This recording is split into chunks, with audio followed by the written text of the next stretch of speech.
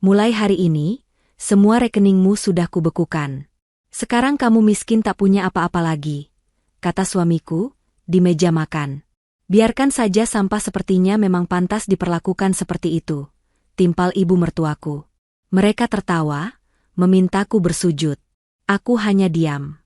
Tapi 30 menit lagi, satu panggilan telepon dari bank akan membuat tawa mereka berubah menjadi jeritan histeris.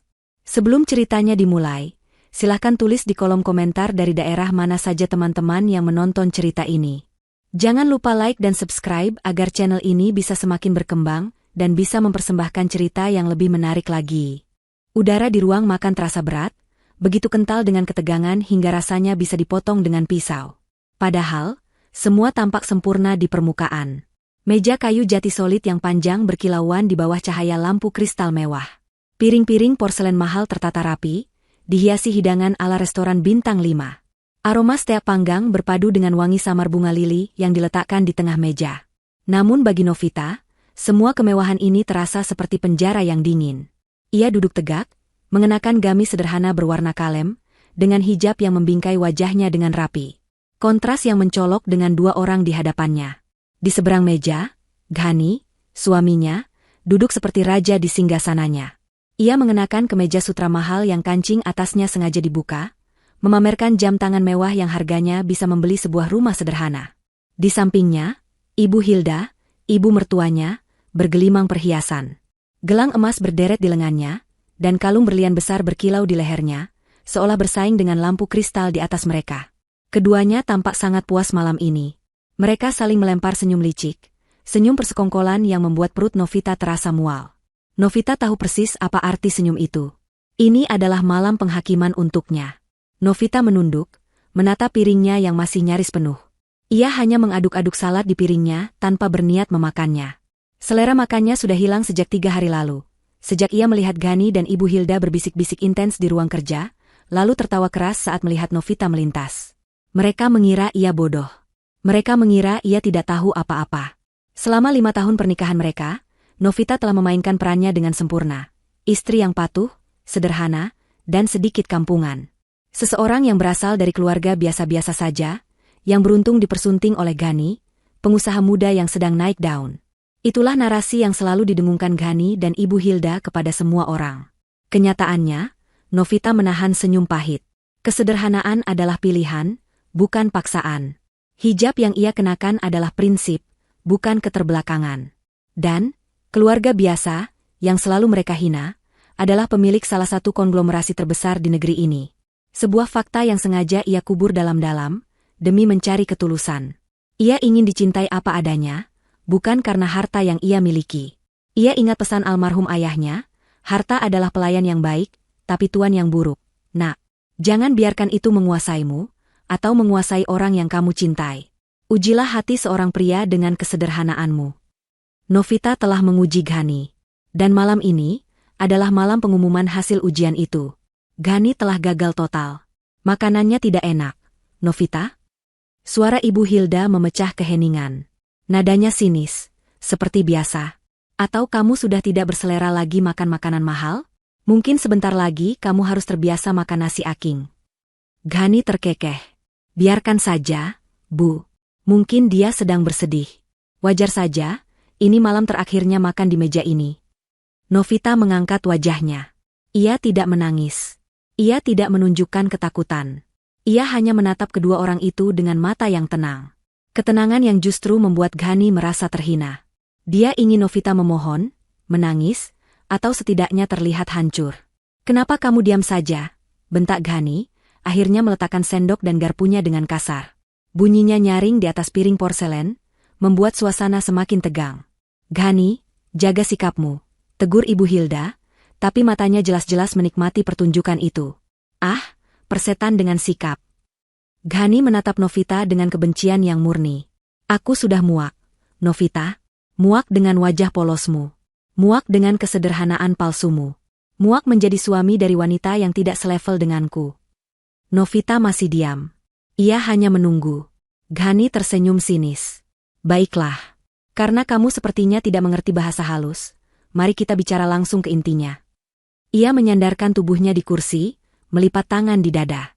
Mulai hari ini, katanya dengan suara yang pelan namun mematikan, aku tidak akan lagi mentransfer uang untukmu, Novita. Hening. Semua rekeningmu sudah kubekukan pagi tadi. Lanjut Ghani, matanya berkilat penuh kemenangan. Rekening bank yang aku buatkan untukmu. Rekening yang aku isi setiap bulan dengan kemurahan hatiku. Semuanya sudah kosong. Nol. Habis. Ia mencondongkan tubuhnya ke depan, seolah ingin menikmati setiap detik kehancuran Novita. Sekarang kamu sudah miskin, Novita. Miskin. Tak punya apa-apa lagi. Kamu bukan siapa-siapa tanpa aku. Ibu Hilda tidak bisa menahan tawanya lagi. Ia tertawa terbahak-bahak, suara melengkingnya memenuhi ruangan. Bagus, Ghani. Bagus. Akhirnya kamu sadar juga. Ia menatap Novita dengan tatapan menghina. Dengar itu, perempuan tidak tahu diri, kamu sudah miskin. Hahaha. Lalu, Ibu Hilda menambahkan dengan nada penuh racun, biarkan saja sampah sepertinya memang pantas diperlakukan seperti itu. Seharusnya dari dulu kamu usir dia, Ghani. Dia hanya beban di keluarga kita. Memalukan. Lihat saja penampilannya, seperti gembel berhijab. Novita merasakan jantungnya berdebar, bukan karena takut, tapi karena marah. Hinaan tentang dirinya bisa ia tahan. Tapi hinaan yang membawa-bawa jilbabnya, prinsip hidupnya, adalah hal lain. Namun ia tetap menahan diri. Belum saatnya. Ghani, yang semakin mabuk oleh kekuasaannya sendiri, rupanya merasa penghinaan itu belum cukup. Ia ingin lebih. Ia ingin penghormatan mutlak. Lihat, katanya sambil menunjuk ke lantai marmer yang mengkilap di bawah kakinya. Sepatuku kotor. Ia menatap Novita. Tapi, aku ini masih punya sedikit belas kasihan. Mungkin, aku akan kuberi uang. Jeda sesaat, uang untuk ongkos pulang ke kampungmu jika kamu bersujud di kakiku. Ibu Hilda bertepuk tangan. Ide bagus, Ghani. Suruh dia bersujud. Suruh dia cium kakimu dan minta maaf karena sudah menumpang hidup. Ya, kata Ghani, senyumnya semakin lebar. Bersujudlah di kakiku, Novita. Cium sepatuku, dan akui bahwa kamu bukan apa-apa tanpaku. Maka, aku akan memberimu beberapa lembar uang receh. Ruangan kembali hening. Ghani dan Ibu Hilda menunggu. Mereka menunggu Novita pecah. Mereka menunggu air mata. Mereka menunggu raungan keputusasaan. Tapi Novita hanya diam. Ia tidak bergerak. Ia tidak menangis. Ia bahkan tidak terlihat marah. Ia hanya menatap lurus ke satu titik di dinding seberang, tepat di atas kepala Ghani. Di sana, sebuah jam dinding antik berdetak dengan tenang. Matanya melirik angka di jam itu. Pukul 8 malam lewat 29 menit. 1 menit lagi, batin Novita. Ghani mulai tidak sabar. Apa kamu tuli? Atau kamu sudah jadi patung? Aku bilang, sujud, teriaknya. Sudahlah, Ghani. Dia mungkin syok, kata Ibu Hilda, pura-pura prihatin. Syok karena tiba-tiba jadi gembel. Hahaha. Novita menarik napas pelan. Lalu, ia menatap jam itu lagi. Jarum panjangnya bergeser dengan anggun. Pukul 8 malam lewat 30 menit. Tepat waktu. Seolah diatur oleh takdir, tepat pada detik itu, ponsel Ghani yang tergeletak di meja berdering. Bukan getar. Bukan nada dering biasa.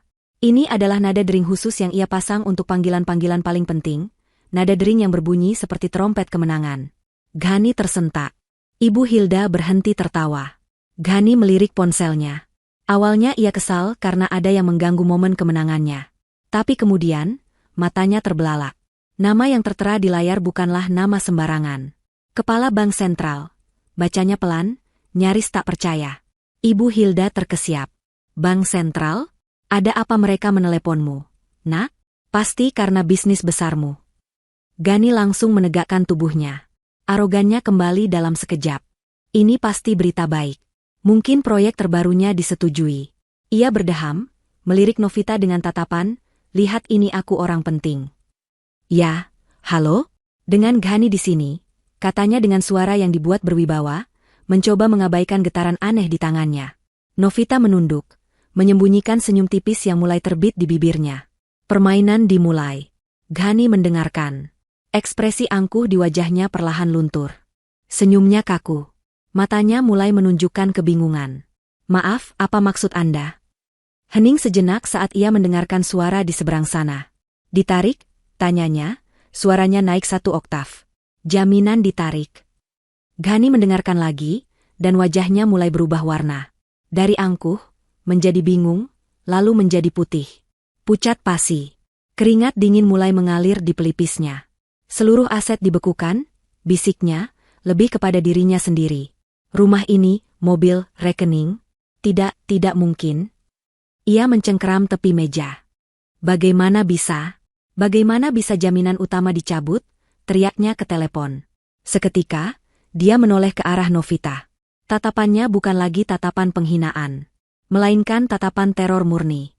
Ponsel itu terlepas dari genggaman Ghani.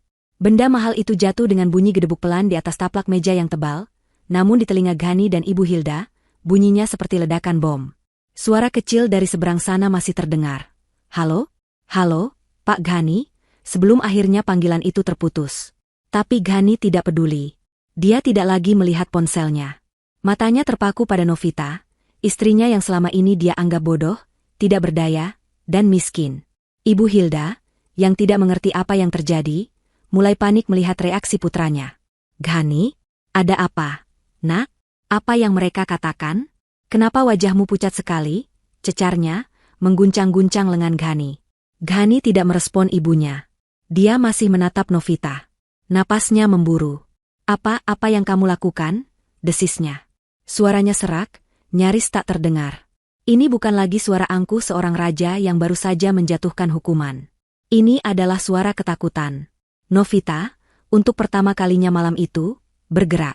Dia dengan tenang mengambil serbet di pangkuannya, dan dengan gerakan yang anggun, menyeka sudut bibirnya yang bahkan tidak kotor. Dia melipat serbet itu rapi, meletakkannya di samping piringnya yang masih utuh. Lalu, ia mengangkat wajahnya. Mata yang biasanya teduh dan sabar itu, kini menatap Ghani dengan tajam. Dingin. Menusuk.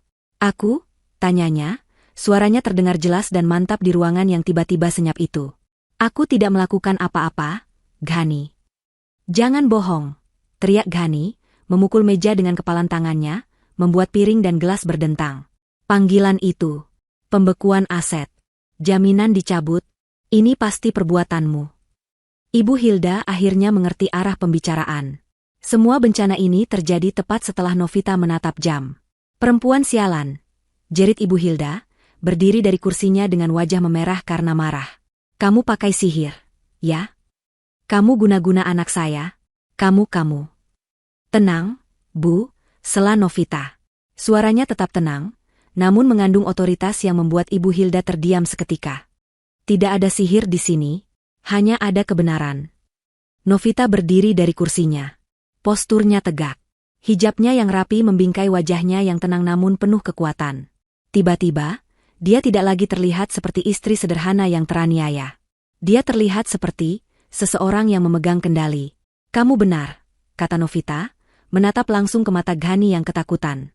Aku memang melakukan sesuatu. Aku hanya membuat satu panggilan telepon. Dia melirik jam dinding lagi. 46 menit yang lalu. Tepatnya, pukul 7:44. Panggilan ke siapa? Tanya Ghani gemetar. Kepada pengacaraku, jawab Novita. Ghani dan Ibu Hilda tertawa. Tawa yang terdengar histeris dan sumbang. Pengacara? Cibir Ibu Hilda. Pengacara gembel mana yang kamu mampu bayar? Kamu bahkan tidak punya uang sepeser pun. Kamu pikir pengacara bisa melawan Bank Sentral? Tambah Ghani, mencoba mengumpulkan sisa-sisa keberaniannya, meskipun kakinya terasa lemas. Bukan pengacara biasa, Ghani, kata Novita. Dan bukan pengacara yang kamu kenal. Ini adalah pengacara utama dari firma hukum keluarga saya. Ghani mengerutkan kening. Keluarga kamu? Keluarga petani miskin di kampung itu? Novita tersenyum. Senyum tipis yang penuh dengan ironi dan belas kasihan. Kamu benar-benar percaya semua dongeng yang kamu ciptakan, ya? Kamu tidak pernah repot-repot mencari tahu siapa aku sebenarnya. Kamu hanya melihat apa yang ingin kamu lihat. Seorang wanita desa yang bodoh, yang bisa kamu injak-injak. Novita berjalan perlahan mendekati jendela besar, memandangi taman yang diterangi lampu. Taman yang perawatannya dia bayar. Panggilan telepon itu, lanjutnya, suaranya bergema di ruangan, adalah sebuah instruksi yang sangat sederhana. Sebuah kata sandi yang telah kami siapkan sejak lama. Kata sandi untuk fase akhir. Fase akhir apa? Bisik Ghani. Novita berbalik. Fase akhir dari sandiwara ini. Panggilan itu mengaktifkan perintah untuk menarik kembali jaminan atas semua aset yang kamu miliki. Jaminan apa? Ghani masih tidak mengerti. Perusahaan itu milikku. Aku yang membangunnya dari nol. Semua aset itu atas namaku. Atas namamu? Novita tertawa kecil. Benarkah? Mari kita segarkan ingatanmu, Ghani. 5 tahun lalu, saat kita bertemu, kamu siapa? Kamu seorang manajer menengah yang baru saja dipecat karena hampir membuat perusahaan tempatmu bekerja bangkrut. Kamu punya banyak utang. Proposal bisnismu ditolak oleh setiap bank dan investor. Wajah Ghani semakin pucat. Itu adalah masa lalu kelam yang selalu dia coba hapus. Lalu, lanjut Novita, seperti keajaiban, tiba-tiba ada seorang investor misterius yang percaya pada proposalmu. Tiba-tiba, bank yang tadinya menolakmu, meneleponmu dan menawarkan pinjaman tanpa batas. Pinjaman dengan bunga 0%. Kamu pikir itu keberuntunganmu? Itu, Tuan Surya Praja. Gagap Ghani, menyebut nama investor misteriusnya. Tidak ada Tuan Surya Praja, kata Novita tegas. Itu hanya nama fiktif yang dibuat oleh tim pengacaraku. Perusahaan cangkang yang didirikan untuk satu tujuan, mendanai kamu. Novita berjalan mendekati Ghani, yang kini terduduk lemas di kursinya. Dia berhenti tepat di depan suaminya. Investor misterius itu, katanya pelan, adalah aku. Ibu Hilda ternganga. Mulutnya terbuka lebar, tapi tidak ada suara yang keluar. Tidak mungkin. Bisik Ghani. Kamu miskin. Kamu. Aku yang membiayai perusahaanmu, potong Novita. Aku yang membeli gedung kantor itu. Aku yang membayar gajimu, yang kamu gunakan untuk membeli jam tangan mahal itu, dan mobil sportmu, dan semua perhiasan yang dipakai ibumu. Novita menatap Ibu Hilda, yang langsung gemetar dan tanpa sadar memegangi kalung berliannya. Ya, Bu Hilda. Perhiasan yang ibu pakai itu, yang selalu ibu pamerkan, itu dibeli dengan uangku. Dan, jaminan utama, yang baru saja dicabut oleh Bank Sentral. Novita kembali menatap Ghani. Itu bukan jaminan dari perusahaanmu, Ghani. Karena perusahaanmu tidak punya apa-apa. Itu hanyalah cangkang kosong. Jaminan itu, Novita mengucapkan setiap kata dengan jelas, adalah dana perwalian atas nama Novita, nama lengkapku dari keluarga asalku. Dana perwalian yang bernilai ratusan triliun rupiah. Dana yang aku jaminkan agar kamu bisa bermain, Raja, selama 5 tahun ini. Dan hari ini, aku memutuskan untuk mengambil kembali mainanku. Ghani ambruk. Dia tidak lagi duduk di kursi, tapi melorot ke lantai. Dia bernapas terengah-engah. Tidak, ini mimpi buruk. Oh, ini belum selesai, kata Novita. Ponsel Ghani di meja, yang tadi terabaikan, tiba-tiba menyala. Lagi, dan lagi.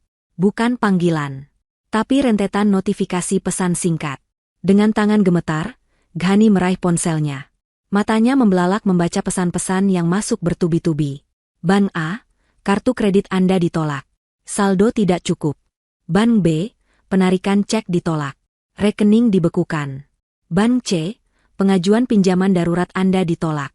Bank pribadi, notifikasi gagal bayar utang.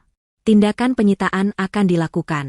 Rekeningku, rekening pribadiku, kenapa? Ghani menatap Novita dengan putus asa. Ah, soal itu, kata Novita ringan. Tadi kamu bilang kamu membekukan semua rekeningku, kan? Maksudmu, rekening nafkah yang kamu transfer setiap bulan itu? Novita tersenyum sinis. Kamu salah, Ghani. Kamu tidak membekukan rekeningku. Rekening utamaku ada di bank lain, di negara lain, yang bahkan kamu tidak tahu namanya. Rekening yang kamu bekukan itu, Novita mendekatkan wajahnya, sebenarnya adalah satu-satunya rekening atas namamu sendiri. Rekening gaji yang aku berikan padamu sebagai direktur. Rekening yang sama, tambah Novita, suaranya menjadi sedingin es, yang kamu gunakan untuk mentransfer uang ke wanita simpananmu di apartemen itu. Ghani membeku. Ibu Hilda terkesiap ngeri. Wanita simpanan? Ya, Bu, kata Novita, tanpa mengalihkan pandangan dari Ghani. Putra kesayangan ibu ini, yang begitu sukses dan hebat, ternyata juga seorang penipu dan pengkhianat. Dia berencana meninggalkan aku setelah mengambil semua hartaku. Dia tidak tahu, dia hanya mengambil umpan yang aku berikan. Dan sekarang, kata Novita, rekening itu sudah dibekukan oleh bank. Bukan olehku. Tapi karena datamu sudah ditandai merah oleh bank sentral. Kamu baru saja masuk daftar hitam perbankan. Kamu gagal bayar utang di mana-mana. Ghani menatap layar ponselnya yang kini mati. Kosong. Seperti masa depannya. Jadi aku. Ya, Novita menegaskan, seolah sedang menutup sebuah buku. Kamu tidak hanya kehilangan perusahaan. Kamu tidak hanya kehilangan rumah ini. Kamu tidak hanya kehilangan mobilmu. Kamu, Ghani, Novita menatap tajam pria yang kini gemetar di lantai. Secara pribadi, sekarang bangkrut total. Kamu tidak punya apa-apa. Selamat, kata Novita. Sekarang kamu benar-benar miskin. Persis seperti yang kamu katakan padaku 30 menit yang lalu. Ghani tetap di lantai, tubuhnya merosot. Pria yang beberapa menit lalu begitu angkuh, kini terlihat seperti seonggok kain lap yang kotor. Kata-kata Novita, bangkrut total, terus terngiang di telinganya. Itu adalah vonis mati. Ibu Hilda, di sisi lain, bereaksi dengan cara yang berbeda.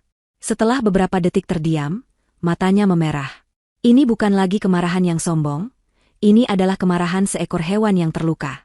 Penipu, jeritnya, suaranya melengking memecahkan kesunyian. Kamu menipu kami, perempuan licik. Kamu berpura-pura miskin. Kamu menjebak anakku. Ibu Hilda menerjang maju, tangannya yang penuh cincin terangkat, siap mencakar wajah Novita. Namun Novita tidak gentar. Dia bahkan tidak mundur selangkah pun. Dia hanya menatap ibu mertuanya dengan tatapan yang begitu dingin, hingga Ibu Hilda membeku di tempat. Menipu, ulang Novita. Siapa yang menipu siapa, Bu Hilda? Novita melangkah menjauh dari Ghani, memberi jarak antara dirinya dan dua orang yang telah menghancurkan hatinya. Mari kita bicara tentang kebenaran. Kebenaran yang selama ini kalian abaikan karena kesombongan kalian sendiri. Ia menarik napas panjang, bukan karena gugup, tapi karena ia akan membuka luka lama yang sengaja ia simpan rapat-rapat. 5,5 tahun yang lalu, Novita memulai ceritanya, suaranya tenang namun bergema, aku bertemu Ghani. Saat itu aku sedang mengurus proyek amal yayasan keluargaku di kota ini, menyamar sebagai relawan biasa. Aku sengaja melakukannya. Sejak ayahku meninggal, aku muak dengan pria yang mendekatiku hanya karena nama, Handoko Putri, di belakang namaku. Ghani mengangkat kepalanya sedikit. Nama itu, dia pernah mendengarnya, tapi dia tidak pernah menghubungkannya. Aku bertemu Ghani di sebuah kafe kecil, lanjut Novita. Dia baru saja dipecat. Dia terlihat frustrasi, putus asa, tapi dia juga punya ambisi yang meluap-luap. Dia menceritakan semua mimpinya padaku, wanita asing yang baru dikenalnya. Aku, Novita tersenyum pahit. Aku bodoh. Aku mengira ambisi itu murni. Aku mengira keputusasaan itu jujur. Aku jatuh cinta pada potensinya, pada pria yang kupercayai ada di dalam dirinya. Kami mulai dekat. Aku tidak pernah berbohong tentang diriku. Aku hanya tidak menceritakan semuanya. Aku bilang aku dari keluarga sederhana, dan kalian langsung percaya. Kenapa? Karena itu yang ingin kalian percaya. Itu membuat kalian merasa superior. Novita menatap Ibu Hilda. Ibu ingat saat pertama kali Ghani membawaku ke rumah ibu? Rumah kontrakan kecil ibu saat itu. Ibu memandangku dari atas ke bawah. Cuma begini, pakai jilbab, kampungan sekali. Yakin kamu bisa mengimbangi Ghani? Itu kata-kata ibu. Ibu Hilda mundur selangkah, seolah tertampar oleh ingatannya sendiri. Aku menelan hinaan itu, kata Novita.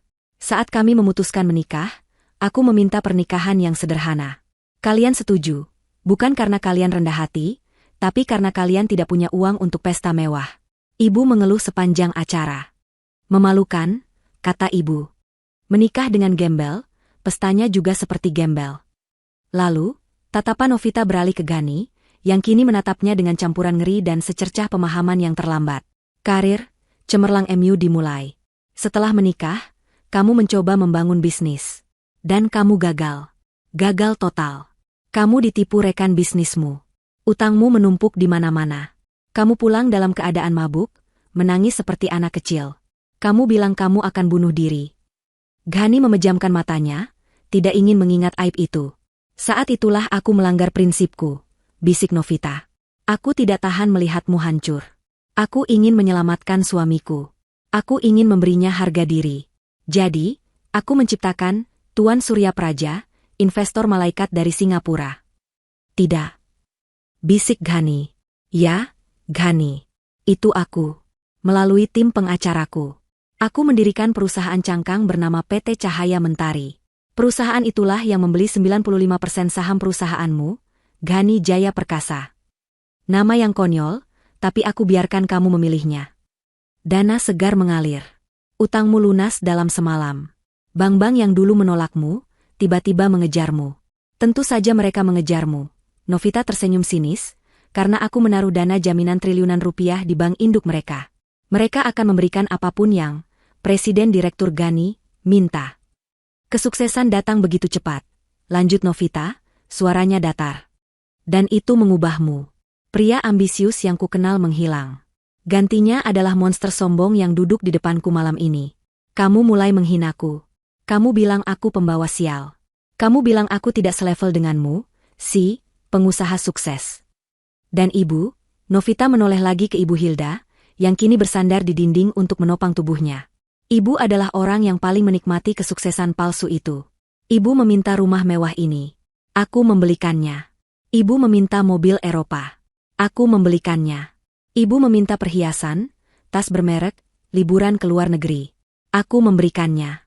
Aku memberikannya lewat tangan Ghani, membiarkan dia terlihat seperti putra berbakti yang sukses. Semua teman arisan ibu memuji ibu. Betapa hebatnya punya putra seperti Ghani.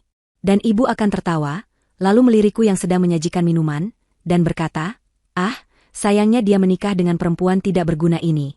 Cuma numpang hidup enak." Novita tertawa, tawa kering tanpa humor. Numpang hidup? Kalian berdua yang numpang hidup padaku. Kebenaran itu menggantung di udara. Berat dan mematikan. Rumah yang mereka pijak. Pakaian yang mereka kenakan. Makanan yang baru saja mereka cicipi. Semua berasal dari wanita yang mereka sebut sampah. Coba periksa, kata Novita pada Ghani. Sertifikat rumah ini. Atas nama siapa? Bukan Ghani. Atas namaku. Novita Handoko Putri. BPKB semua mobil mewah di garasi itu. Atas nama siapa? Perusahaan. Dan siapa pemilik perusahaan itu? Aku. Ghani terdiam. Dia tahu Novita benar. Dia tidak pernah repot-repot mengurus administrasi. Dia hanya tahu cara memakai. Dia hanya tahu cara pamer. Dia hanya dipinjamkan nama untuk menjalankan semuanya. Dia adalah manajer boneka. Seorang manajer boneka yang digaji dari uang istrinya sendiri, untuk kemudian menghina istri itu. Kamu bilang aku miskin? Novita melangkah maju, berdiri menjulang di atas Ghani yang masih terpuruk. Wajahnya yang tertutup hijab memancarkan aura kekuatan yang tak terbantahkan. Kamu salah, Ghani. Kamu yang tidak pernah punya apa-apa, desisnya. Kamu yang tidak punya apa-apa sejak awal. Kamu dan ibumu. Kalian hanya parasit yang menempel padaku, hidup dari kebaikanku yang buta. Novita menatap kedua orang itu, satu di lantai, satu bersandar di dinding, keduanya hancur. Dan malam ini, katanya dengan suara mantap yang menutup semua perdebatan, kebaikan hatiku sudah habis. Hening yang tercipta setelah pernyataan Novita lebih menusuk daripada jeritan manapun. Itu adalah heningnya kematian sebuah era. Era ilusi kesuksesan Ghani dan Ibu Hilda. Ghani, yang otaknya berputar panik, mencoba mencari satu celah, satu kebohongan dalam cerita Novita. Pasti ada yang salah. Ini tidak mungkin nyata. Bohong, seru Ghani, suaranya serak. Dia bangkit dengan susah payah, tenaganya terkuras, tapi didorong oleh keputusasaan. Bohong. Aku masih punya akses. Aku direktur. Aku bisa membatalkannya. Dia berlari terhuyung-huyung menuju ruang kerjanya, yang hanya beberapa langkah dari ruang makan. Novita dan Ibu Hilda mengikutinya. Ibu Hilda mengikuti seperti zombie, sementara Novita mengikuti dengan langkah tenang seorang pemenang. Ghani membanting pintu ruang kerja, melompat ke kursi kulit mahalnya, kursi yang dibeli Novita, dan menyalakan laptop canggihnya. Tangannya gemetar hebat saat mengetikkan kata sandi. Memes. Lalu layar berubah merah. Akses ditol. Kata sandi salah atau akun telah dinonaktifkan. Tidak. Ghani mengetiknya lagi. Lebih lambat. Memastikan setiap huruf benar. Akses ditol. Kenapa? Gumamnya panik. Dia mencoba membuka portal bank perusahaan. Anda tidak lagi memiliki otorisasi untuk mengakses akun ini. Apa yang kamu lakukan? Ghani berbalik, menatap Novita yang berdiri tenang di ambang pintu. Percuma, Ghani, kata Novita datar. Saat panggilanku ke pengacara tadi diterima, itu bukan hanya untuk menarik jaminan. Novita menjelaskan dengan metodis, seolah sedang memberikan laporan bisnis. Panggilan itu juga mengaktifkan rapat umum pemegang saham luar biasa. RUPS itu terjadi secara virtual 1 jam yang lalu, saat kamu sedang menikmati STMU. Pemegang saham 95%, yaitu PT Cahaya Mentari, milikku, telah mengambil keputusan, lanjut Novita. Agenda pertama, pemecatan dengan tidak hormat Direktur Utama, Ghani, atas tuduhan berat penggelapan dana perusahaan dan tindakan wan prestasi yang merugikan perusahaan. Penggelapan dana? Mata Ghani terbelalak. Aku tidak pernah. Oh, ya. Novita mengangkat alisnya. Uang yang kamu transfer ke wanita simpananmu, Rika, di apartemen mewah itu, kamu pikir itu uang pribadimu? Kamu mengambilnya dari rekening operasional perusahaan, Ghani. Kamu menyebutnya biaya representasi. Aku punya semua catatannya. Setiap transfer. Setiap tanggal. Setiap bukti. Ghani membeku. Dia pikir dia pintar. Ternyata dia hanya menggali kuburnya sendiri. Jadi, kata Novita, saat RUPS selesai 30 menit yang lalu, kamu secara resmi bukan siapa-siapa lagi. Semua aksesmu ke perusahaan, ke rekening bank, ke fasilitas, semuanya dicabut pada detik itu juga. Itulah mengapa panggilan dari Bank Sentral datang. Itu adalah konfirmasi akhir. Ghani merosot di kursinya. Habis sudah. Semuanya. Dia tidak punya perusahaan. Dia tidak punya rumah. Dan dia punya catatan kriminal baru, penggelapan. Tapi tiba-tiba, secercah harapan gila muncul di matanya. Rekening. Serunya, suaranya parau. Rekening yang kubekukan. Rekeningmu. Tidak. Itu rekeningku. Aku masih punya uang di sana. Dia ingat rencananya dengan Rika. Dia telah mengumpulkan uang di rekening itu selama berbulan-bulan. Uang yang dia sisihkan dari jatah Novita. Uang yang dia bekukan pagi ini, berencana untuk mencairkannya kembali ke rekening barunya setelah Novita diusir. Itu adalah dana pelariannya. Hahaha. Ghani tertawa. Tawa orang gila. Kamu lupa, Novita? Aku masih punya uang. Uang yang kubekukan itu. Aku bisa membukanya. Itu uangku. Aku. Tawanya terhenti oleh tawa Novita. Bukan tawa sinis. Bukan tawa pahit. Tapi tawa geli yang tulus. Novita benar-benar tertawa. Ghani, katanya sambil menggelengkan kepala, seolah berbicara pada anak kecil yang bodoh. Itu bagian yang paling lucu dari semua ini. Kamu begitu sibuk merencanakan kehancuranku. Jelas Novita, kamu bahkan tidak sadar apa yang kamu lakukan. Rekening yang kamu bekukan pagi tadi, Novita menatapnya tajam, memang benar rekening yang aku buatkan untukmu. Yang aku sebut sebagai rekening nafkah. Tapi kamu salah. Itu bukan rekeningku. Itu rekening uang jajanmu. Kamu pikir aku sebodoh itu? Tanya Novita. Menaruh semua aset pribadiku di rekening bank lokal yang kamu tahu aksesnya? Rekening utamaku ada di Swiss, Ghani. Atas nama gadis almarhumah ibuku. Kamu tidak akan pernah bisa menyentuhnya. Pagi tadi, Novita melanjutkan, kamu dengan bangganya menelepon bank. Kamu menggunakan kuasa suami palsu yang kamu buat, memerintahkan mereka untuk membekukan rekening atas nama Novita. Bank, yang sudah mendapat instruksi dariku sejak minggu lalu, hanya mengikuti perintahmu. Tapi rekening yang kamu bekukan itu, Novita tersenyum lebar, adalah satu-satunya rekening tunai yang benar-benar kamu miliki, Ghani. Rekening, gaji, yang aku transfer setiap bulan. Dana pelarianmu. Uang untuk simpananmu. Kamu baru saja membekukan uangmu sendiri. Pemahaman itu menghantam Ghani seperti kereta barang. Dia yang melakukannya. Dia sendiri yang mengunci satu-satunya uang yang tersisa. Dengan kesombongannya sendiri. Selamat, Ghani, kata Novita. Kamu menghancurkan dirimu sendiri. Itu adalah pukulan terakhir. Ghani tidak berteriak. Dia tidak menangis. Dia hanya mengeluarkan suara rintihan pelan, seperti binatang yang sekarat. Dia ambruk ke meja, kepalanya terkulai di atas laptop yang kini tidak berguna. Ibu Hilda, yang menyaksikan semua ini, akhirnya bereaksi. Iblis, bisiknya. Kamu iblis berhijab. Kamu. Ting, tong. Bel pintu berbunyi. Suaranya jernih, tajam, dan sangat tidak pada tempatnya di tengah kehancuran itu. Ghani dan Ibu Hilda membeku. Siapa yang datang? Polisi? Penagih utang? Novita, sebaliknya, sama sekali tidak terkejut. Dia melirik arlojinya. Ah, tepat waktu.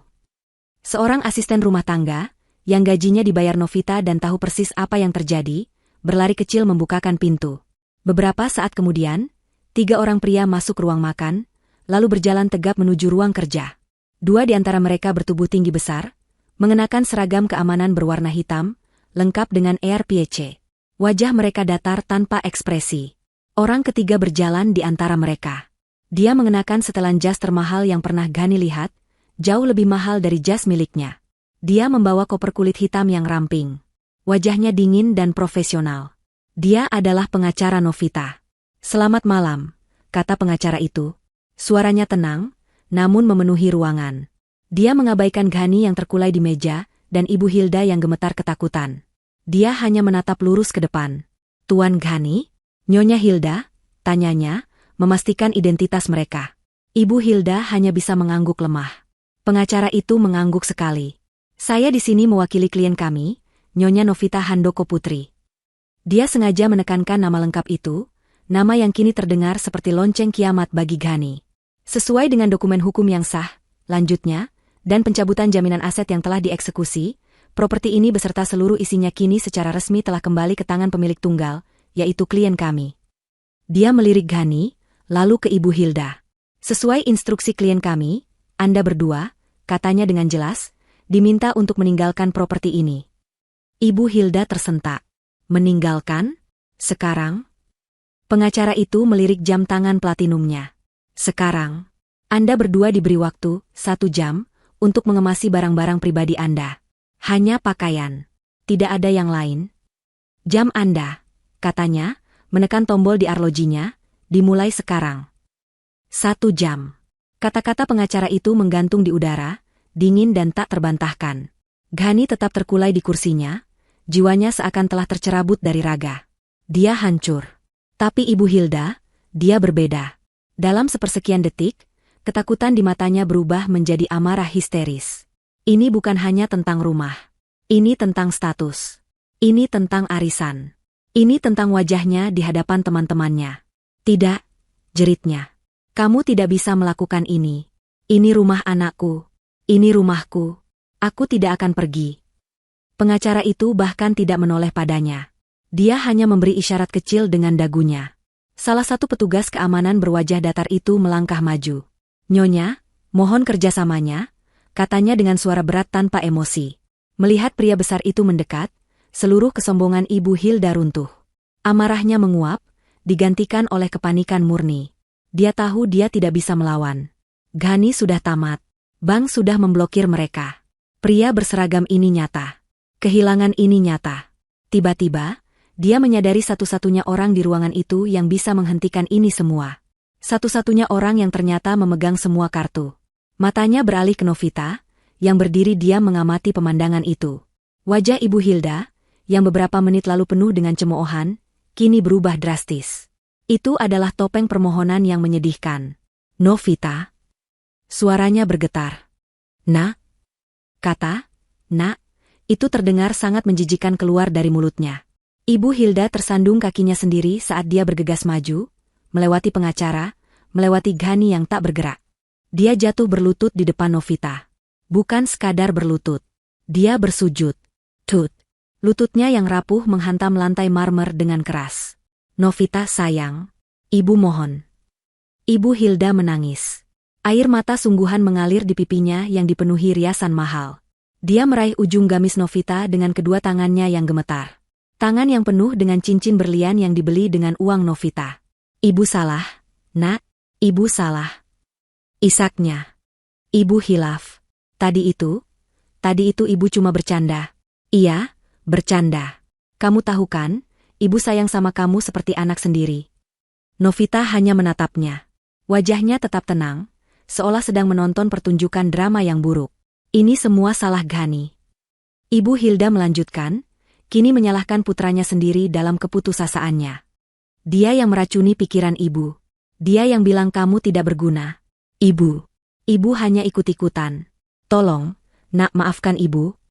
Dia menundukkan kepalanya dalam-dalam, mencoba mencium kaki Novita, persis seperti skenario yang Ghani inginkan untuk Novita lakukan padanya. Sebuah ironi yang sempurna. Tolong, Novita. Jangan usir kami, bisiknya ke lantai. Kami mau tinggal di mana? Kami tidak punya apa-apa lagi. Ibu janji, ibu akan baik sama kamu. Ibu akan melayani kamu. Apapun, nak. Tapi tolong jangan ambil rumah ini. Ruangan itu hening. Hanya terdengar isak tangis Ibu Hilda dan napas Ghani yang berat dan putus asa. Pengacara dan petugas keamanan menunggu instruksi dari Novita. Mereka telah melihat banyak drama, tapi ini adalah salah satu yang paling memuaskan.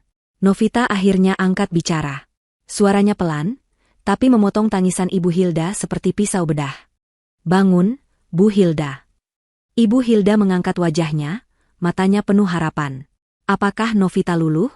Sujud Anda tidak ada harganya bagi saya. Lanjut Novita, suaranya sedingin es. Harapan di mata Ibu Hilda sirna. Novita? Bercanda? Tanya Novita.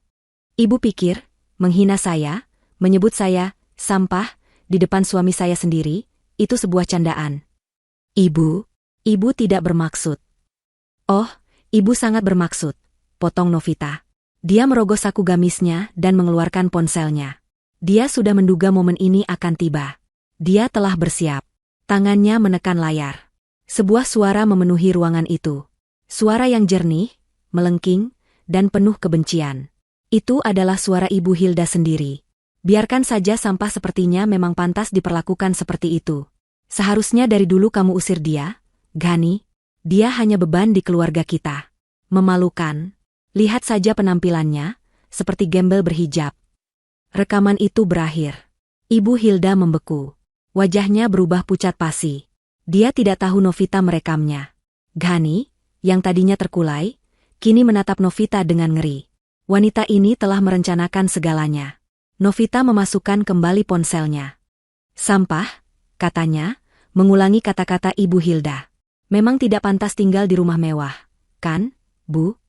Novita tidak lagi menatap Ibu Hilda. Dia berbalik ke arah pengacara dan petugas keamanan. Waktu 1 jam terlalu lama. Mereka punya waktu 30 menit. Lalu dia memberi perintah terakhir, yang menjadi paku terakhir di peti mati Ibu Hilda.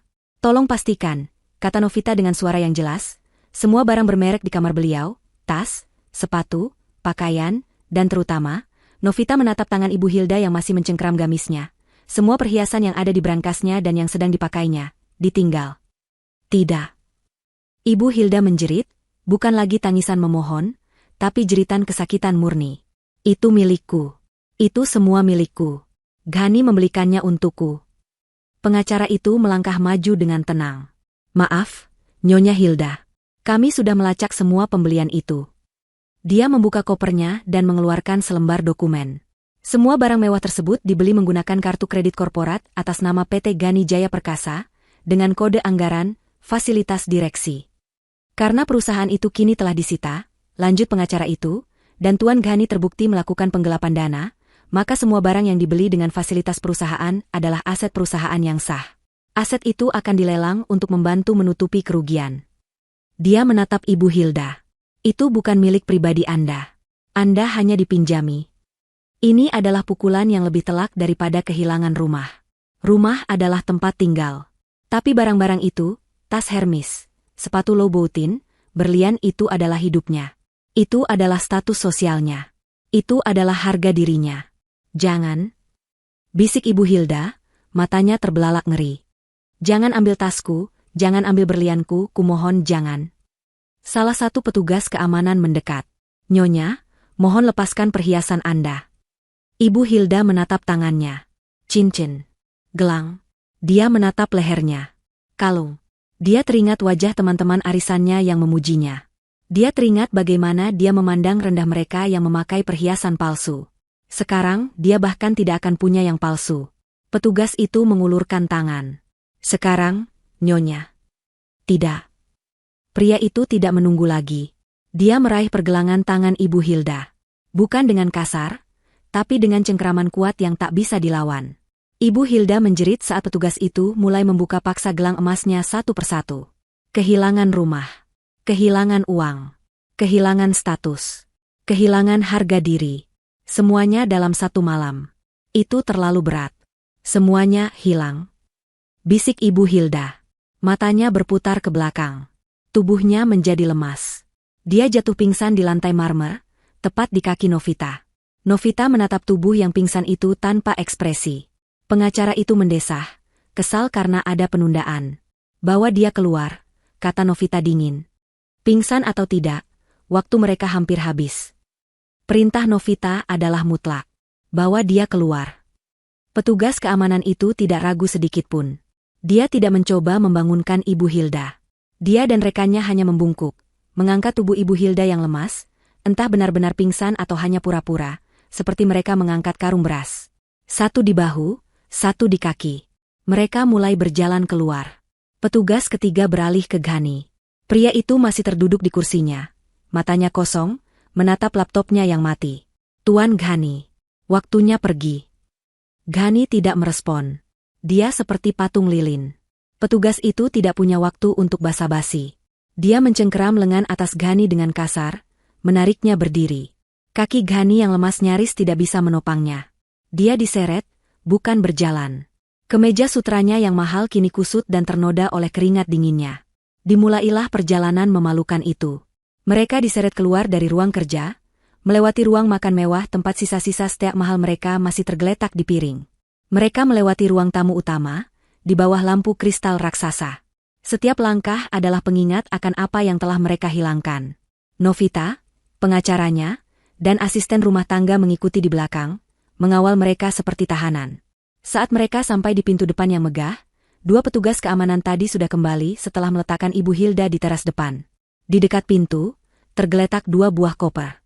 Bukan koper Louis Vuitton atau Rimowa yang biasa mereka pakai. Ini adalah dua koper tua berbahan kain yang sudah usang, warnanya pudar, dan salah satu rodanya patah. Ghani menatap koper itu dengan bingung. Itu barang-barang Anda, kata pengacara itu. Tim kami mengambilnya dari gudang. Ini koper yang Anda bawa saat pertama kali pindah ke sini 5 tahun lalu. Novita telah merencanakan segalanya. Dia tidak hanya mengambil kemewahan mereka, dia mengembalikan mereka ke titik nol. Ke identitas asli mereka. Tim kami sudah memasukkan beberapa setel pakaian lama Anda ke dalamnya. Sesuai instruksi klien saya, lanjut pengacara itu, Anda hanya boleh membawa apa yang Anda bawa saat datang dulu. Pintu depan yang terbuat dari kayu jati solid itu terbuka lebar. Udara malam yang dingin langsung menerpa mereka. Ibu Hilda sudah sadar. Dia duduk di lantai teras yang dingin, menangis tanpa suara, tubuhnya gemetar hebat. Dia tidak lagi memakai perhiasan apapun.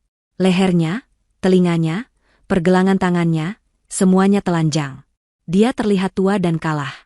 Petugas keamanan itu tidak memberi mereka waktu untuk bernapas.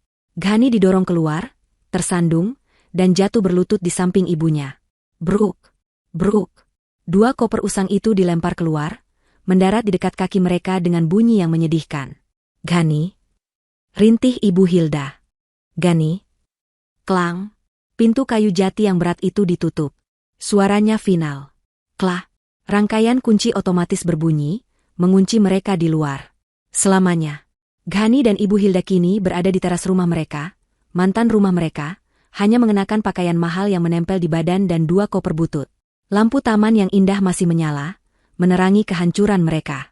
Gerbang besi tempa yang tinggi di ujung jalan masuk mulai menutup secara otomatis, mengurung mereka di luar seperti penyusup. Dan tepat pada saat itu, seolah alam semesta ingin menambahkan penghinaan pada luka mereka, langit yang tadinya hanya mendung, kini pecah. Hujan turun. Bukan gerimis. Tapi hujan deras yang dingin menusuk tulang. Dalam hitungan detik, pakaian sutra Ghani dan gaun mahal Ibu Hilda basah kuyup, menempel di kulit mereka. Ibu Hilda menjerit. Riasan wajahnya yang luntur kini bercampur dengan air hujan dan air mata. Hujan, Ghani. Hujan. Kita mau kemana? Ghani, yang tadinya seperti mayat hidup, akhirnya tersentak. Rasa dingin dan keputusasaan memacunya. Telepon. Serunya, suaranya parau. Aku harus menelepon seseorang. Dengan tangan gemetar, dia merogoh sakunya. Syukurlah, ponselnya masih ada. Novita tidak mengambilnya. Mungkin karena Novita tahu, ponsel itu kini tidak ada gunanya. Layar ponsel itu basah oleh hujan. Ghani menyekanya dengan lengan bajunya yang basah. Dia membuka daftar kontaknya. Ratusan nama. Teman. Kolega bisnis. Pejabat. Pesta. Golf. Bram, dia bergumam. Bram adalah mitra bisnisnya. Dia pasti akan membantunya. Ghani menelepon. 1 dering. 2 dering. 3 dering. Panggilan itu langsung dialihkan ke kotak suara. Sialan. Dia mencoba lagi. Rudy, teman golfnya, yang selalu memujinya. Dering. Dering. Lalu panggilan ditolak. Rudy mematikannya. Angkat, Rudy. Angkat, brengsek, teriak Ghani pada ponselnya. Dia mencoba lagi. Pak Darmawan. Salah satu kolega pentingnya. Nomor yang Anda tuju sedang tidak aktif atau berada di luar jangkauan. Satu persatu, nama-nama di kontaknya gagal dihubungi. Ditolak. Dialihkan. Tidak aktif. Ghani tidak mengerti. Bagaimana bisa? Dia tidak tahu bahwa tim Novita telah bekerja sejak panggilan telepon pertama. Sebuah siaran pers internal telah dikirim ke semua mitra bisnis. Sebuah pemberitahuan resmi telah dikirim ke semua bank. Sebuah memo telah bocor ke lingkaran sosialita. Ghani dipecat. Penggelapan dana. Bangkrut total. Aset disita. Dalam dunia mereka, berita menyebar lebih cepat daripada api. Dan tidak ada yang lebih cepat menjauh dari api selain teman-teman mereka. Ghani sudah menjadi racun. Siapapun yang membantunya akan ikut terseret. Kenapa? Kenapa tidak ada yang mengangkat? Ghani berteriak frustrasi ke langit, hujan membasahi wajahnya. Dia melempar ponselnya ke dinding, tapi kemudian segera memungutnya kembali dengan panik. Itu satu-satunya harapannya. Ibu Hilda hanya bisa meratap. Kita mau kemana, Ghani? Dingin. Ibu dingin. Ibu tidak mau di sini. Ghani terduduk di aspal yang basah di samping ibunya. Hujan. Dingin. Ditolak. Hina. Tidak ada tempat tujuan. Tidak ada uang. Tidak ada siapa-apa. Ini adalah dasar jurang. Tiba-tiba, ponsel di tangannya berdering. Hati Ghani melonjak. Ada yang menelepon balik. Bram? Rudy? Seseorang. Dia tidak peduli siapa. Dia melihat layar. Nomor tidak dikenal. Dengan napas tertahan, dia menjawab panggilan itu. Dia menempelkan ponsel ke telinganya yang basah. Halo? Halo? Tolong. Saya Ghani. Saya? Suara di seberang sana memotongnya. Itu bukan suara Bram atau Rudy. Itu suara wanita. Suara yang marah dan melengking. Begitu keras hingga Ibu Hilda pun berhenti menangis dan mendengarnya. Ghani? Kamu di mana, brengsek? Ghani membeku. Dia kenal suara itu. Kenapa uang yang kamu janjikan belum masuk? Wanita itu menjerit. Aku sudah menunggu di bandara dari tadi. Kamu bilang kita akan kabur malam ini. Kamu menipuku, ya? Ghani. Itu Rika. Wanita simpanannya. Wanita yang menjadi alasan utama dia melakukan semua ini. Ibu Hilda menatap Ghani dengan mata terbelalak ngeri di tengah hujan. Rika? Siapa itu Rika, Ghani? Ghani tidak bisa menjawab. Dia baru saja menyadari. Dia tidak hanya kehilangan hartanya. Dia kehilangan segalanya. Ghani? Kamu di mana, brengsek? Suara wanita di seberang telepon itu begitu melengking, begitu penuh amarah, hingga menembus derasnya air hujan. Ghani membeku, ponsel menempel di telinganya yang basah. Di sampingnya, Ibu Hilda, yang sedang gemetar kedinginan, mendongak. Wajahnya yang pucat kini dipenuhi kebingungan. Rika? Bisik Ibu Hilda. Siapa itu Rika? Ghani? Jawab ibu. Ghani mengabaikan ibunya. Seluruh dunianya kini terfokus pada suara di ponsel itu. Rika. Satu-satunya rencana pelariannya. Satu-satunya orang yang dia pikir ada di pihaknya. Rika. Rika, dengar? Ghani tergagap, mencoba melindungi ponsel dari hujan. Ada masalah. Rencananya harus ditunda. Tawa di seberang sana terdengar sinis dan kejam. Ditunda? Kamu bilang ditunda? Aku sudah di bandara, Ghani. Aku sudah check-in. Kamu bilang kita akan ke Paris malam ini. Kamu bilang kamu sudah menyiapkan segalanya. Kamu bilang istrimu yang bodoh itu sudah kamu usir. Iya, aku tahu, tapi... Tapi apa? jerit Rika. Uangnya, Ghani. Kenapa uang yang kamu janjikan belum masuk rekeningku? Kamu bilang pagi ini akan masuk. Kamu bohong, ya? Ini adalah mimpi buruk di dalam mimpi buruk. Ditelanjangi di depan ibunya sendiri oleh wanita simpanannya. Tidak, aku tidak bohong, kata Ghani putus asa. Rekeningnya ada masalah teknis. Aku bekukan. Tapi aku bisa buka lagi. Masalah teknis?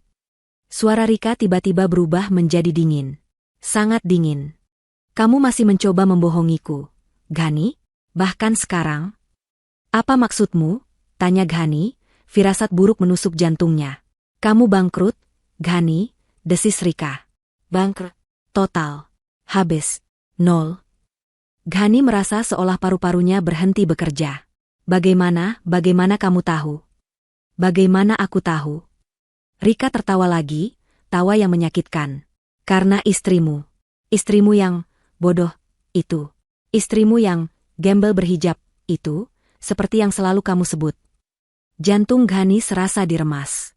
Novita?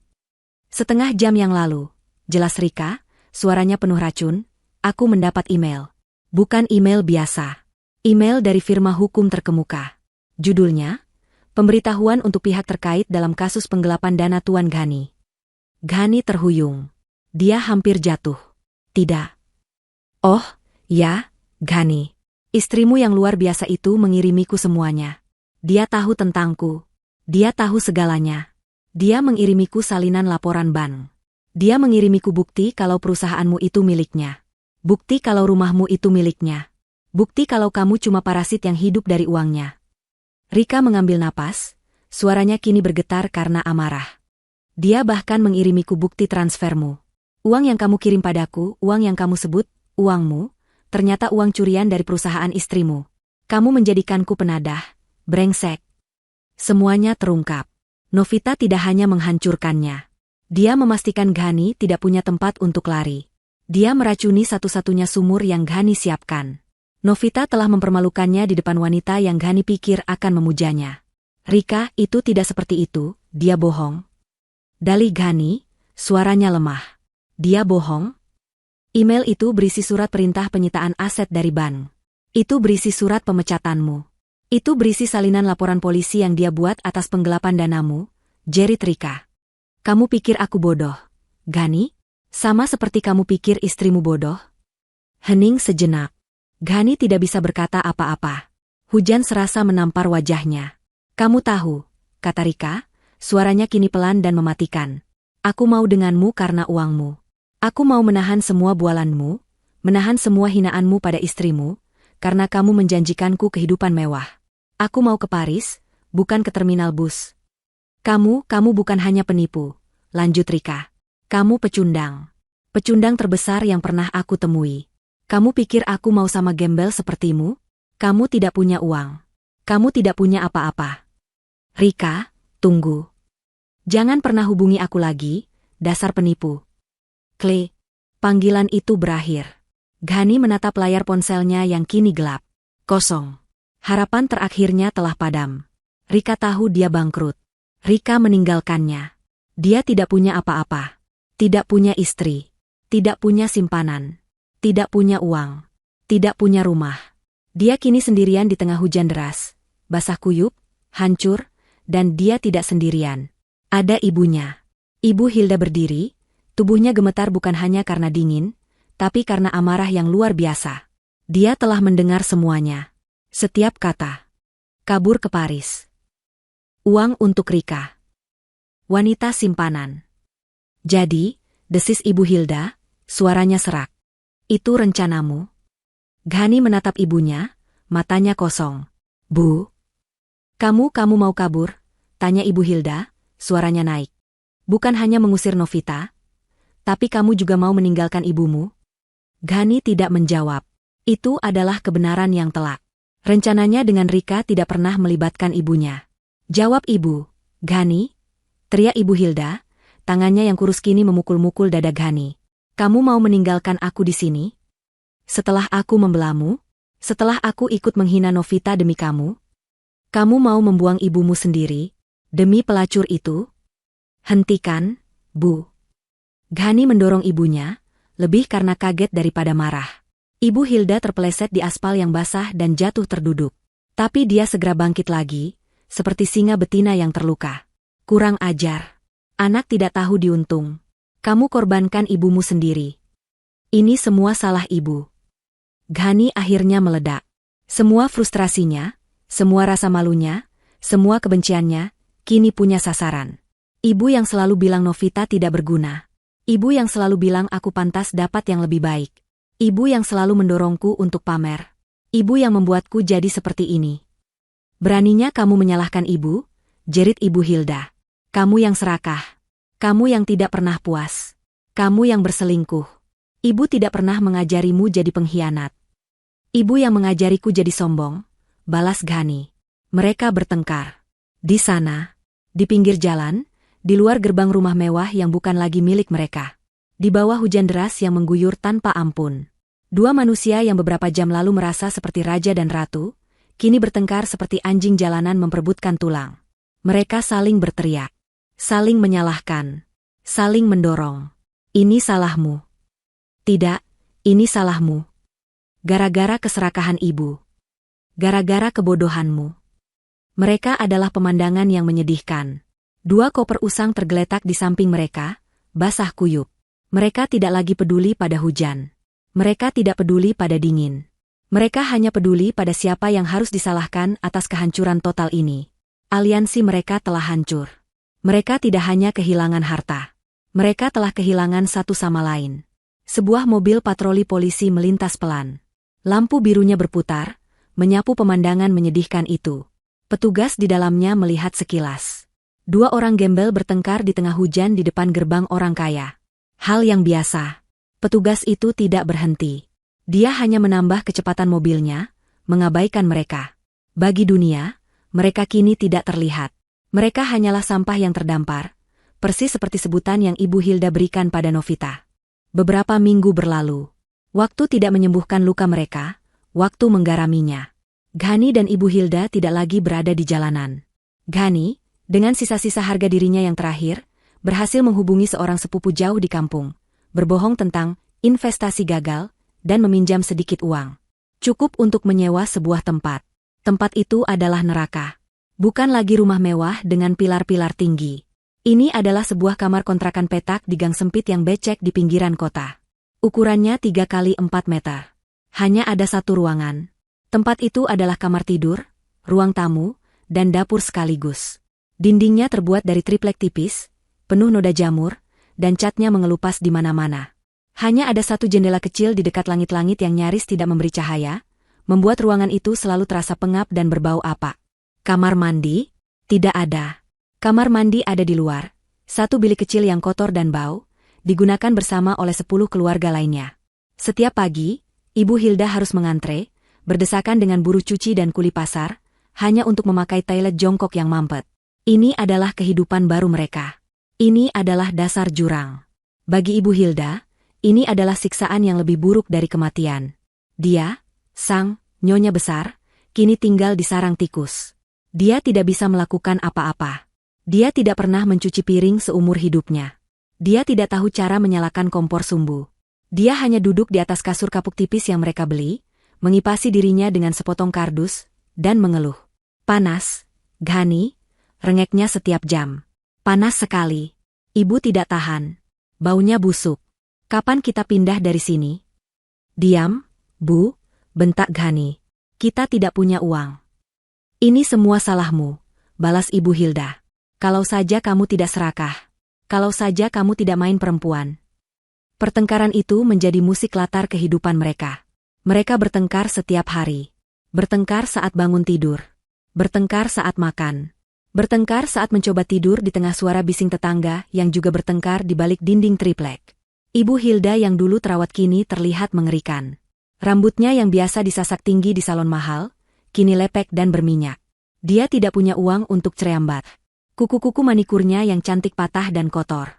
Pakaiannya, sisa-sisa pakaian lama dari koper bututnya, kini kusam karena dia tidak tahu cara mencucinya. Dia mencoba mencuci dengan tangan suatu hari, seperti yang diinstruksikan Ghani, Tapi dia menggunakan terlalu banyak sabun colek hingga tangannya melepuh dan pakaiannya luntur. Dia menangis histeris seharian. Sementara Ghani, dia dipaksa untuk bekerja. Tapi bekerja apa? Namanya sudah masuk daftar hitam perbankan. Gagal bayar. Dugaan penggelapan dana. Tidak ada satupun perusahaan kantoran yang mau menerimanya. CV-nya yang mentereng sebagai presiden direktur, kini menjadi bahan tertawaan. Itu semua palsu. Dia tidak punya keahlian. Dia tidak bisa mengoperasikan mesin. Dia tidak punya ijazah teknik. Satu-satunya keahliannya adalah memakai jas mahal dan membentak orang. Keahlian itu tidak laku di pasar tenaga kerja kasar. Setelah seminggu menganggur dan kehabisan uang pinjaman, keputusasaan memaksanya. Dia pergi ke pasar induk, tempat di mana tidak ada yang bertanya siapa Anda, selama Anda punya otot.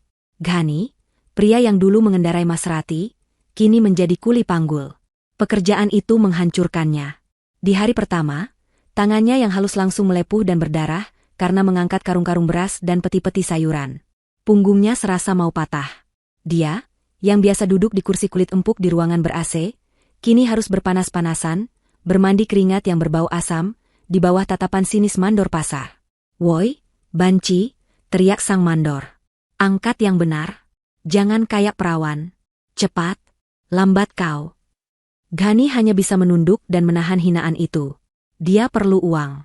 Upahnya harian. Uang receh yang hanya cukup untuk membeli beras, beberapa bungkus mie instan, dan membayar sewa kontrakan harian. Setiap malam, dia pulang ke kontrakan petak itu. Tubuhnya bau keringat dan bau pasar. Dia melempar beberapa lembar uang lecek ke atas meja. Ibu Hilda akan mengambilnya dengan jijik. "Cuma segini," keluh Ibu Hilda. "Ini tidak cukup bahkan untuk beli bedak." "Kalau tidak cukup, ibu kerja sendiri," teriak Ghani, ambruk ke kasur. "Kerja apa? Ibu sudah tua. Kamu anak durhaka." Dan pertengkaran itu akan dimulai lagi. Mereka terjebak dalam lingkaran setan kemiskinan dan kebencian. Suatu sore, Ghani sedang beristirahat setelah bekerja 12 jam non-stop. Dia duduk di warung kopi kumuh di sudut pasar. Dia terlalu lelah untuk pulang dan mendengar omelan ibunya. Dia memesan segelas kopi pahit dan sebungkus mie instan kuah. Dia menyeruput kuah mie itu dengan rakus. Dia sangat lapar. Di sudut warung, sebuah televisi tabung 14 inci yang gambarnya berbintik menyala, menayangkan saluran berita bisnis. Ghani biasanya tidak peduli. Tapi tiba-tiba, sebuah wajah muncul di layar. Wajah yang sangat dia kenal. Jantungnya berhenti berdetak. Mie instan yang ada di mulutnya terasa hambar. Itu Novita. Tapi ini bukan Novita yang dia kenal. Ini bukan istri pendiam berwajah teduh yang menyajikan teh untuknya. Wanita di TV itu mengenakan hijab sutra berwarna biru tua yang elegan, dipadukan dengan blazer yang dijahit sempurna. Dia duduk di meja konferensi yang besar. Tanda nama di depannya bertuliskan, Novita Handoko Putri, CEO, Handoko Group. Dia terlihat bercahaya, kuat, tenang, berwibawa. Seorang reporter bertanya padanya, "Nyonya Novita, ini langkah yang luar biasa. Hanya dalam beberapa minggu setelah Anda mengambil alih perusahaan dan melakukan restrukturisasi, saham perusahaan naik 30%. Apa rahasianya?" Novita tersenyum tipis. Senyum yang sama yang dia berikan pada Ghani malam itu. "Bukan rahasia," kata Novita, suaranya jernih dan percaya diri. "Kami hanya membersihkan parasit yang selama ini menggerogoti perusahaan. Kami memotong manajemen lama yang tidak kompeten dan korup, dan menggantinya dengan profesional yang jujur." Manajemen lama yang korup. Itu dirinya. Perusahaan ini, lanjut Novita, sekarang kembali ke akarnya. Fokus pada integritas dan kinerja. Bukan pada kemewahan palsu dan pamer. Ghani menatap layar, ternganga. Sendok minyak jatuh dari tangannya, menimbulkan bunyi klang di mangkuk seng. Dia melihat istrinya, mantan istrinya, dipuji oleh para analis bisnis. Dia melihat kekuatannya. Dia melihat kesuksesannya yang nyata. Lalu, dia melihat bayangannya sendiri di layar televisi yang gelap saat adegan berganti. Dia melihat seorang pria kotor. Kausnya robek dan basah oleh keringat. Wajahnya kusam, ditumbuhi janggut tipis yang tidak terurus. Matanya merah karena lelah. Bau pasar menempel di tubuhnya. Dia adalah sampah. Dia adalah gembel. Dia adalah parasit. Semua hinaan yang pernah dia dan ibunya lontarkan pada Novita, kini berbalik dan menampar wajahnya dengan kenyataan yang brutal. "Woi, Suara pemilik warung membuyarkannya. Mangkuknya pecah itu. Gara-gara kau melamun. Ghani menunduk. Dia tanpa sadar telah meremas mangkuk mie-nya begitu keras, hingga mangkuk itu retak, dan kuah mie tumpah ke meja kayu yang kotor. Bayar ganti ruginya, bentak pemilik warung. Ghani tidak menjawab. Dia hanya menundukkan kepalanya, menyembunyikan air mata amarah dan penghinaan yang akhirnya mengalir di pipinya. Pemandangan di televisi itu, Novita yang kuat, berwibawa, dan sukses, telah membakar dirinya ke dalam otak Ghani. Itu adalah siksaan baru yang jauh lebih buruk daripada mengangkat karung beras. Setiap kali dia memejamkan mata, dia melihat senyum tenang Novita. Setiap kali dia merasakan punggungnya sakit, dia teringat kata-kata Novita. Parasit, manajemen korup. Gambaran itu menghantuinya. Dia dan ibunya kini hidup dalam kebencian yang sunyi. Mereka sudah kehabisan tenaga untuk bertengkar. Mereka hanya saling melempar tatapan benci di dalam kamar petak yang pengap itu. Ibu Hilda menghabiskan hari-harinya dengan bergumam sendiri, menyalahkan takdir, menyalahkan Ghani, menyalahkan dunia. Ghani menghabiskan hari-harinya dengan bekerja seperti budak. Tubuhnya hancur, harga dirinya lumat. Hingga suatu hari, keputusasaan itu mencapai puncaknya. Ghani tidak tahan lagi. Dia tidak tahan lagi bau pasar yang menempel di kulitnya. Dia tidak tahan lagi tidur di kasur kapuk yang bau apek. Dia tidak tahan lagi melihat bayangan Novita yang sukses di kepalanya. Harus ada jalan keluar. Hanya ada satu jalan keluar. Kita harus menemuinya, kata Ghani suatu malam. Suaranya serak, nyaris tak terdengar di antara suara jangkrik dan pertengkaran tetangga. Ibu Hilda, yang sedang mengipasi dirinya dengan kardus, berhenti. Menemui siapa? Setan itu? Novita, kata Ghani. Kita harus minta maaf. Ibu Hilda tertawa. Tawa kering yang menyakitkan. Minta maaf? Setelah semua ini, kamu pikir dia akan memaafkan kita? Dia iblis, Ghani. Dia menikmati ini. Kita tidak punya pilihan lain, bentak Ghani, bangkit dari duduknya. Ruangan sempit itu terasa semakin menyesakan. Lihat hidup kita, Bu. Lihat. Ini bukan hidup. Ini neraka. Kita memungut sisa makanan. Kita tidur dikelilingi tikus. Aku lebih baik mati daripada hidup seperti ini. Matanya menatap ibunya dengan putus asa. Kita akan memohon. Kita akan bersujud. Kita akan mencium kakinya jika perlu. Kita akan lakukan apapun. Apapun. Asal dia mau memberi kita sedikit belas kasihan. Sebuah kamar yang layak. Sedikit uang makan. Aku tidak minta kembali jadi kaya. Aku hanya tidak mau jadi gembel. Wajah Ibu Hilda berubah. Kesombongannya telah lama luntur, digantikan oleh realitas hidup yang keras. Dia menatap tangannya yang kapalan dan kotor. Dia ingat perhiasan berliannya. Dia ingat pelayan-pelayannya. Dia ingat rasa steak yang empuk. Ghani benar. Apapun lebih baik daripada ini. Baik, bisiknya. Kita akan bersujud. Kita akan memohon. Keesokan paginya, mereka mengumpulkan sisa uang terakhir mereka. Uang itu bahkan nyaris tidak cukup untuk ongkos bus sekali jalan ke pusat kota. Mereka tidak mandi, air bersih adalah kemewahan. Mereka hanya mencuci muka dan mengenakan pakaian terbaik mereka, yang sebenarnya adalah kaos kusam dan daster pudar yang bau keringat. Mereka naik bus kota, berdesakan dengan penumpang lain, bau badan mereka sendiri menambah aroma tak sedap di dalam bus. Setelah 1 jam perjalanan yang menyesakan, mereka tiba. Mereka berdiri di seberang jalan, menatap gedung pencakar langit yang menjulang gagah. Handoko Group. Tulisan itu berkilau di bawah sinar matahari pagi. Ini adalah dunia yang berbeda.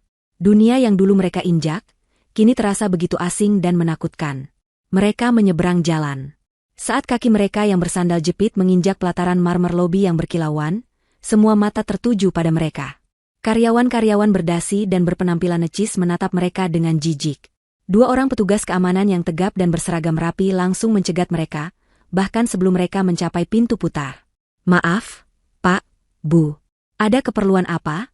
Tanya salah satu petugas dengan nada tegas namun sopan. Matanya menilai penampilan mereka yang kumuh. Kami. Ghani menelan ludah. Kami mau bertemu Nyonya Novita. Petugas itu mengangkat alisnya. Nyonya Novita Handoko? Apa sudah ada janji? Tidak, tapi bilang saja ini Ghani. Dia kenal kami. Kami keluarganya, kata Ghani, suaranya gemetar. Petugas itu tersenyum tipis, senyum yang meremehkan. Keluarga? Nyonya Novita tidak punya keluarga yang terlihat seperti Anda. Maaf, Anda tidak bisa masuk tanpa janji. Silakan pergi. Petugas itu berbalik, menganggap urusan selesai. Tidak, teriak Ghani, didorong oleh keputusasaan. Dia mencoba menerobos maju. Petugas itu bergerak cepat. Dia mendorong Ghani ke belakang. Saya bilang pergi. Novita. Ibu Hilda tiba-tiba menjerit sekuat tenaga, suaranya yang melengking memantul di lobi yang besar itu. Novita. Ini ibu, nak, tolong kami, Novita. Lobi menjadi hening. Semua aktivitas terhenti. Semua orang menonton. Ghani, yang malu sekaligus panik, kembali mencoba menerobos. Novita. Aku harus bertemu dengannya. Petugas keamanan kedua kini ikut bertindak. Mereka mencengkeram lengan Ghani dan Ibu Hilda. Anda membuat keributan. Cepat keluar, atau kami panggil polisi. Lepaskan aku. Aku bilang lepaskan. Ghani meronta-ronta. Dia tidak peduli lagi.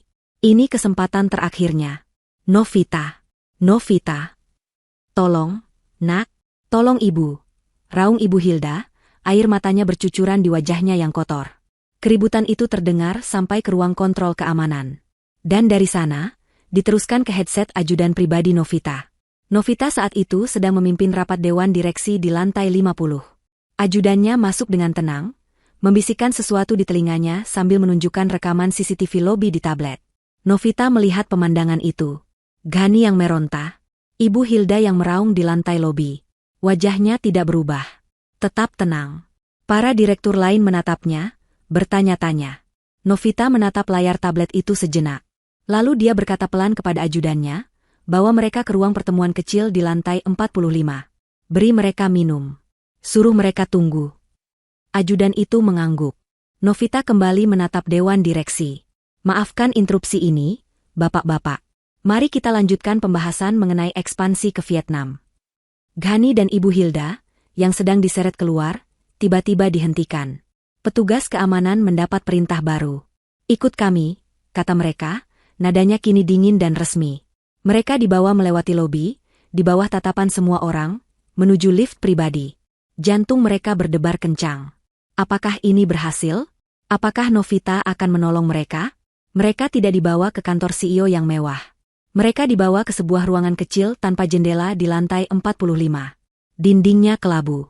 Hanya ada satu meja dan 3 kursi. Ruangan itu dingin. Seorang sekretaris masuk, meletakkan 2 botol air mineral di meja, lalu keluar tanpa berkata apa-apa. Pintu ditutup. Klik. Mereka terkunci. Mereka menunggu. 1 jam. 2 jam. Mereka tidak berani minum air itu. Mereka hanya duduk gemetar. Akhirnya, pintu terbuka. Novita masuk. Kontras itu begitu menyakitkan. Ghani dan Ibu Hilda bau, kotor, dan kuyu. Novita masuk dengan aroma parfum lembut yang harganya lebih mahal dari sewa kontrakan mereka setahun. Dia mengenakan blus sutra berwarna krem dan hijab yang serasi, memancarkan aura ketenangan dan kekuasaan mutlak. Dia tidak sendirian. Pengacaranya yang dulu mengusir mereka, berdiri di belakangnya seperti bayangan. Ghani dan Ibu Hilda sontak berdiri. Novita tidak duduk. Dia hanya berdiri di dekat pintu, menatap mereka. Tatapan yang sama seperti malam itu. Tenang. Dingin. Tidak perlu menunggu lagi. Ghani tidak ragu sedetik pun. Dia maju ke depan, dan melakukan apa yang telah dia janjikan. Dia menjatuhkan dirinya ke lantai. Dia bersujud. Dahi kotornya menghantam lantai marmer yang dingin, tepat di depan sepatu Novita yang berdesain simpel namun elegan. Novita. Isaknya, suaranya teredam lantai. Maafkan aku mohon maafkan aku. Dia menangis. Tangisan yang nyata. Tangisan keputusasaan, penyesalan, dan rasa kasihan pada diri sendiri. Aku hilaf. Aku buta karena kesombongan. Aku sudah dapat hukumanku, Novita. Aku tidak tahan lagi. Dia mengangkat wajahnya yang basah oleh air mata dan kotoran. Aku akan lakukan apa saja. Apa saja. Biarkan aku kembali. Aku tidak minta jadi suamimu lagi. Jadikan aku supirmu. Jadikan aku pesuruhmu. Tukang kebunmu, apa saja. Asal aku bisa makan. Asal aku bisa tinggal di tempat yang layak.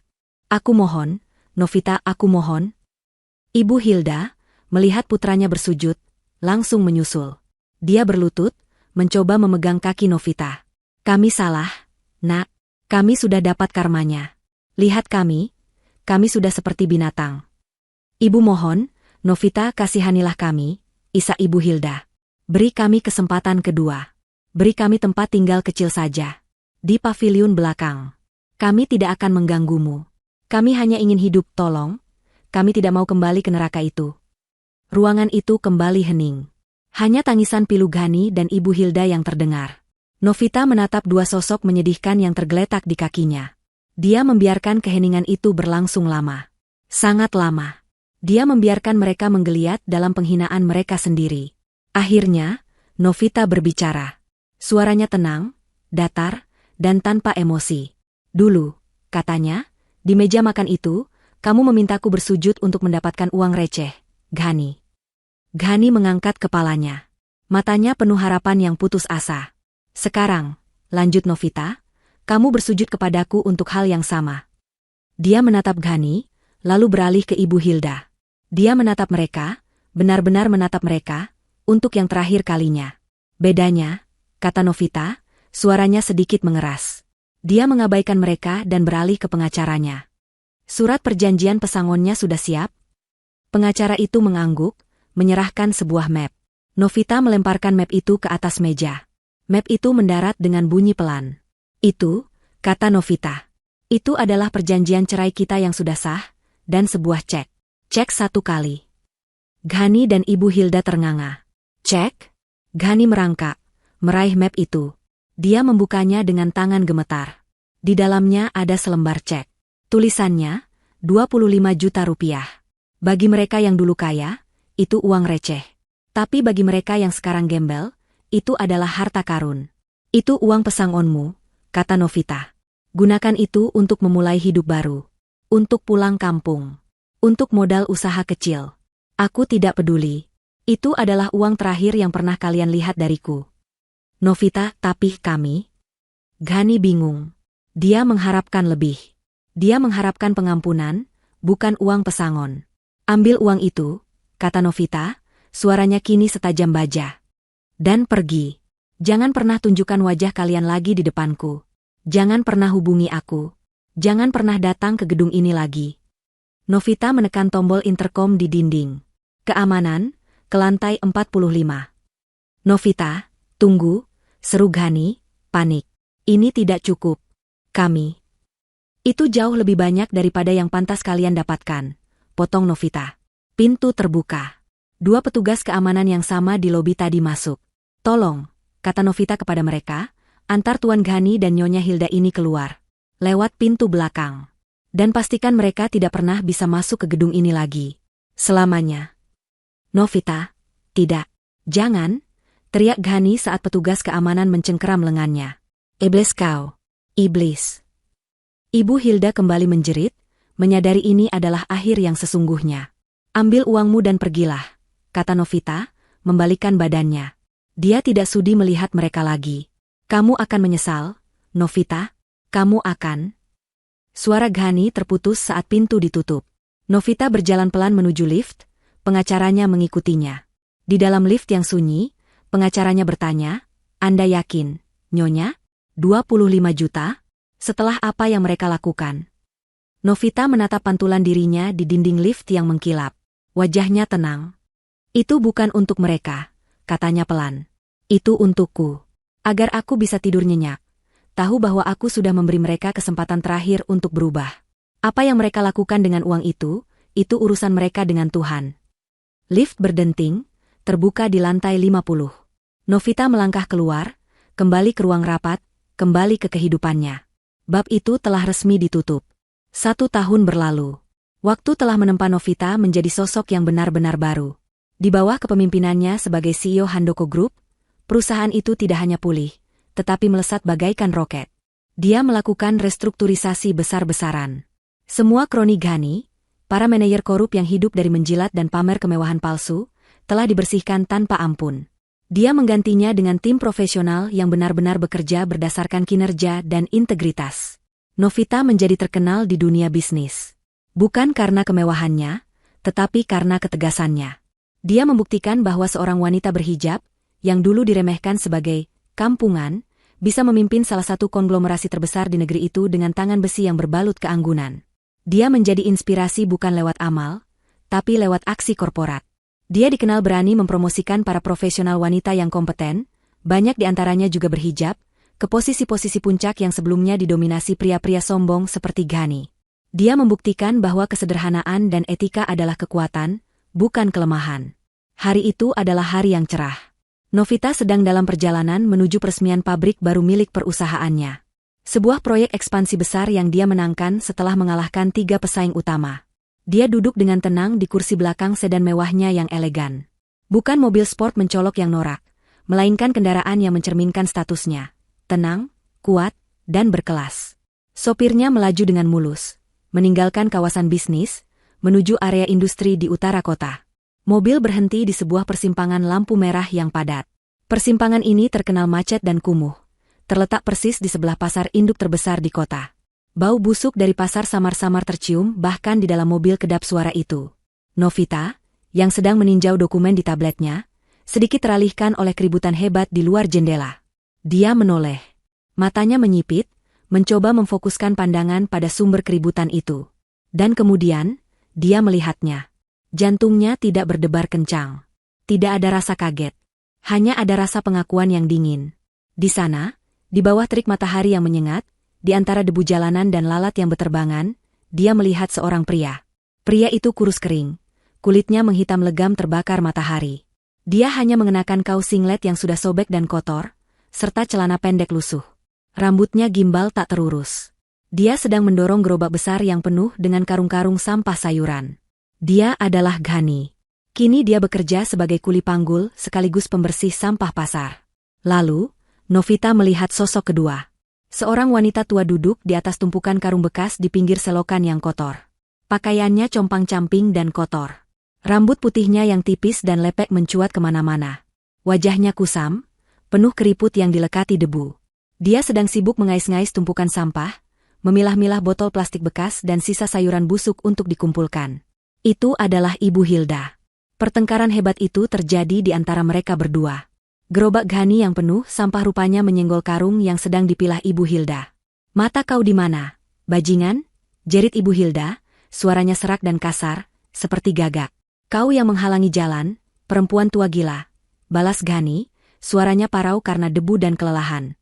Dia jelas tidak sadar, atau mungkin sudah tidak peduli lagi, bahwa dia sedang memaki ibunya sendiri.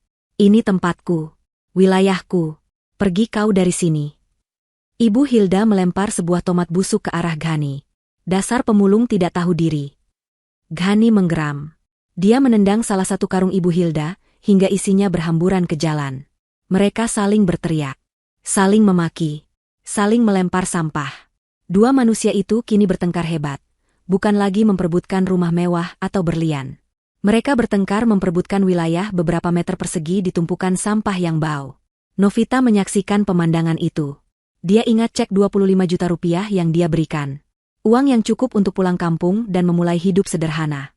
Tapi jelas, uang itu tidak mereka gunakan dengan bijak. Uang itu pasti habis dalam sekejap untuk foya-foya sesaat. Sebelum kesombongan dan kebodohan mereka menyeret mereka kembali ke dasar. Dan kali ini, dasarnya jauh lebih dalam. Tidak ada kebencian di hati Novita. Tidak ada kemarahan. Bahkan tidak ada rasa kasihan. Yang dia rasakan hanyalah kelegaan yang dalam. Sebuah rasa keadilan semesta yang sempurna. Ini adalah karma. Mereka tidak dihukum olehnya. Mereka dihukum oleh karakter mereka sendiri. Mereka telah menjadi persis seperti apa yang mereka sebutkan padanya dulu. Sampah. Tin. Klakson mobil di belakang menyadarkannya. Lampu telah berubah hijau. Novita berbalik, mengalihkan pandangannya dari pemandangan menyedihkan itu. Dia tidak perlu melihat lagi. Bab itu sudah selesai. "Jalan, Pak," katanya kepada sopirnya dengan suara tenang dan mantap. Mobil sedan mewah itu meluncur maju dengan mulus. Novita menekan tombol, dan kaca jendela yang kedap suara itu naik perlahan, menutup semua kebisingan, semua bau busuk, dan semua masa lalu. Dia kembali menatap tablet di pangkuannya, fokus pada rencana ekspansi pabrik barunya.